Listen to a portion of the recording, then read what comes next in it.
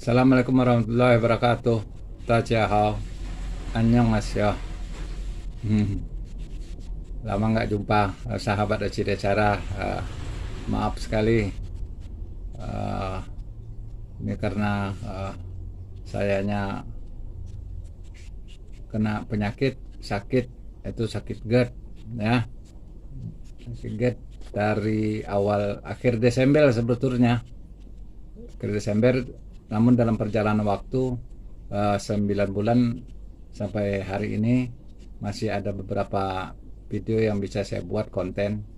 Yang terakhir seingat saya itu ngegawain anak Vespa di Fishing Valley di belakang.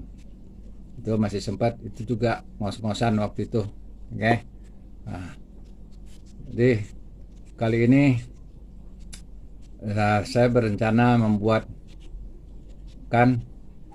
video testimoni kisah nyata saya sendiri, penyakit GERD, liku-liku penyakit GERD, bagaimana awalnya, bagaimana kelanjutannya, dan bagaimana akhirnya sampai hari ini. Ya, merokok kan, siapa bilang orang GERD nggak boleh merokok? Rokok disalahkan melulu. Saya juga nggak belain seperti itu ya. Oke, terus apa aja yang sudah saya lakukan dalam masa pengobatan GERD nanti saya akan ceritakan. Terus ini tidak pakai konsep spontan lagi, suka betul spontan, dan juga gambarnya akan kaku seperti itu, nggak berubah-berubah. Kenapa? Saya tidak punya kameramen, jadi kameranya diam aja di situ ya. Kameranya juga satu, harusnya 3 baru ya, bagus videonya ya. Belum ada dananya untuk beli 2 HP lagi. Kenapa? Karena belum dimonetisasi di YouTube, nggak monet.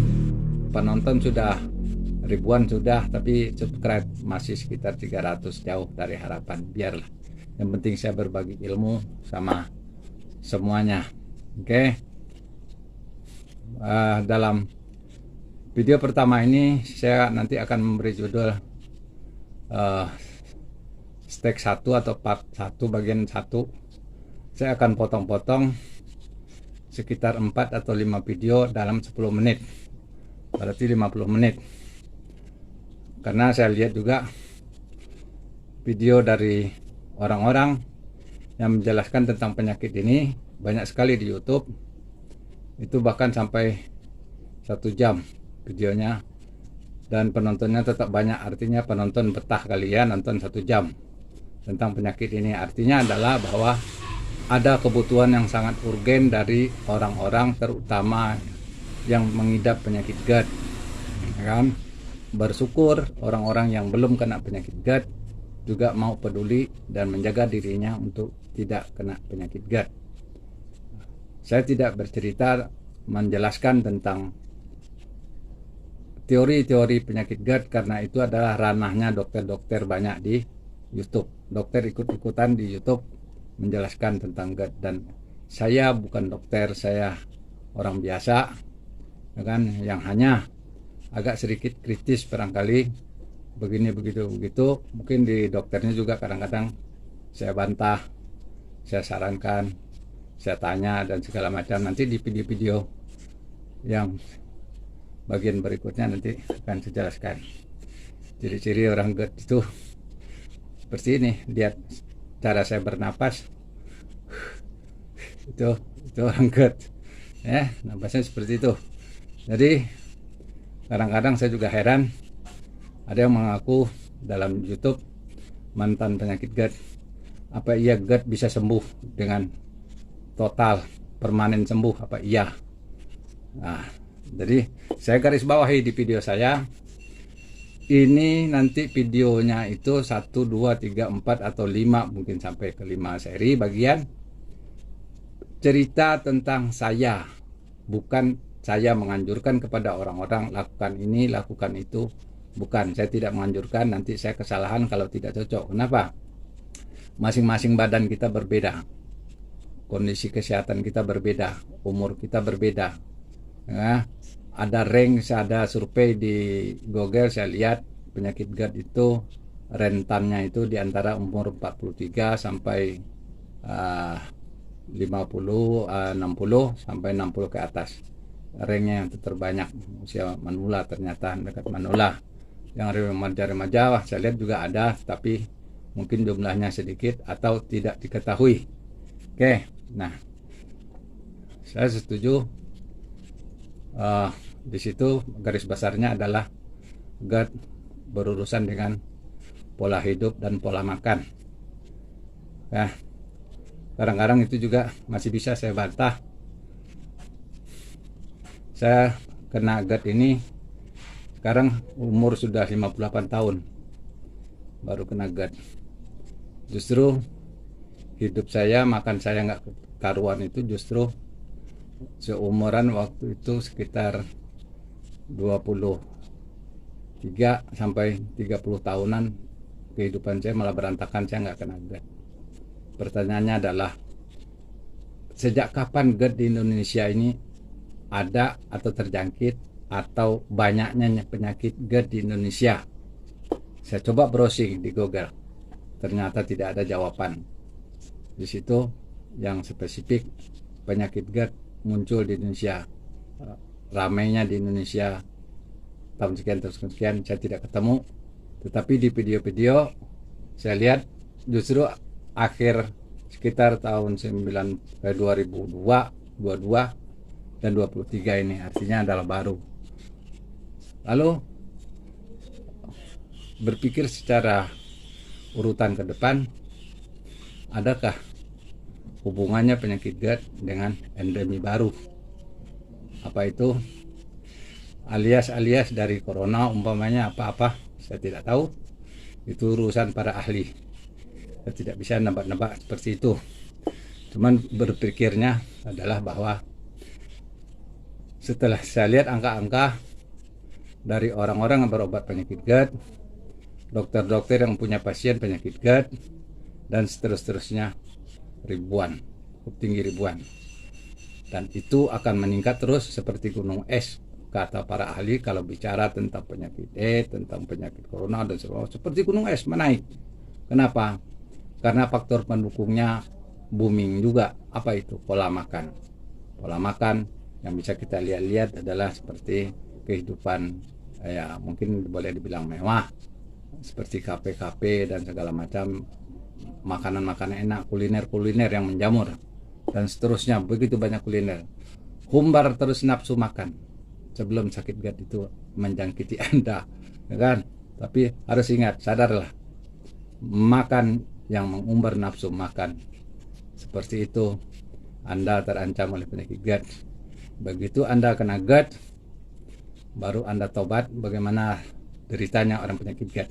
Nanti di dalam video ada testimoni saya bagaimana perjalanan GERD saya. Oke, ini sudah hampir 10 menit, 8 menit. Oke, kita lanjutkan.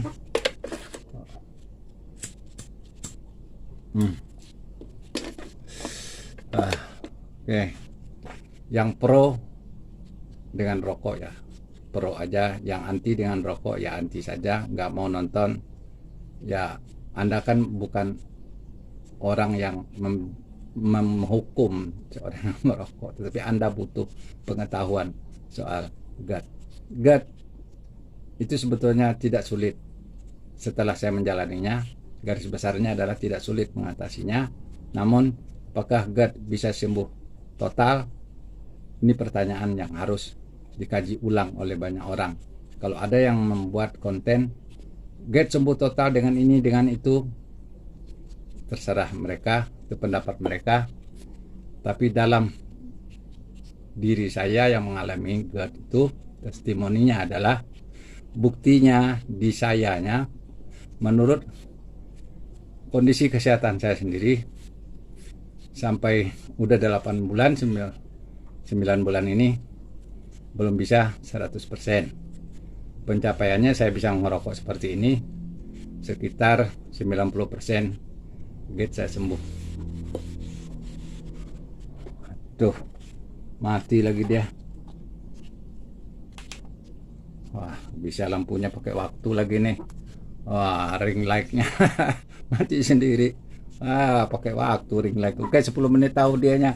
Habis 10 menit, oke, nanti kita sambung di nonton ya di bagian-bagian berikutnya dari bagaimana penjelasan tentang GERD ini, bagaimana saya awalnya kena penyakit GERD, terus bagaimana saya mencoba berobatnya melaluinya. Ada banyak kan. Ini saya pengen lihatkan di sini ada tanggal. Nih bisa dilihat kali. Oke, terbalik tapi ya. Itu tanggalnya, itu saya masih berobat tuh 11. Oke. Nah, banyak sekali ini obat lihat rumah sakit. Oke. Ada testimoni saya di rumah sakit. Sekilas lalu waktu itu ke rumah sakit Salak, udah puskesmas itu pertama sebagai rujukan puskesmas, rumah sakit Aisyah, rumah sakit UD Karya Bakti, sekarang rumah sakit Islam. Banyak liku-likunya, termasuk bagaimana sulitnya saya mendapatkan minta rawat inap. Terus menarik sekali untuk yang testimoni tentang GERD ini, banyak liku-likunya, menarik. Oke, 11 menit 25. Oke, kita sampaikan di situ. Salam sehat untuk Anda semua, sahabat Resi Cara. Jangan lupa di like ya. Untuk yang belum subscribe, bantu subscribe biar mencapai 1000 subscribe sehingga dimonetisasi, ya kan. Syaratnya YouTube tuh begitu, susah betul. Penonton dari ribuan tapi pada tidak mau di subscribe. Kadang-kadang subscribe itu kadang juga tidak dilakukan karena yang nonton itu belum tentu punya akun YouTube, kan gitu. Jadi tidak bisa terbuka menu subscribe-nya. Oke, demikian step 1 ini. Memori saya juga, memori HP-nya sudah terbatas, ya kan? Jadi saya edit dulu, masukin ke YouTube. Oke, assalamualaikum warahmatullahi wabarakatuh. Annyeonghaseyo. Ta ciao.